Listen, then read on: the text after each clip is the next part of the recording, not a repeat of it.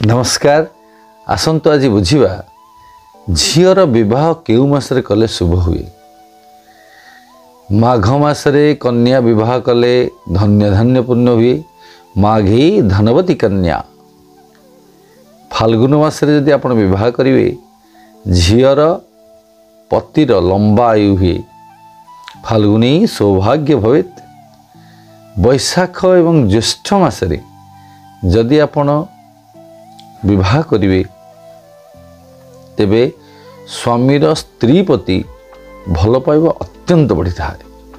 जीवन रे केबे तांकर झगड़ा शांति होबो नाही। बैशाखी तथा ज्येष्ठे पति अत्यंत वल्लभा। आषाढ़ मास यदि आपण विवाह करिवे कन्या विवाह करिवे तेबे कुलवृद्धि हुए। अर्थात आषाढ़े कुलवृद्धि भवेत। सेहीपरि श्रावण मासरे आपण कदाचित विवाह करिवे नाही, कारण श्रावण मासरे देवता माने शयन रे जाई थांते तो शयन करि थांती। सेही मासरे सावधान सहित विवाह केबे करिवे नाही। तेबे ये तो थिला विवाहर कथा। विवाह एक गूढ़ प्रक्रिया।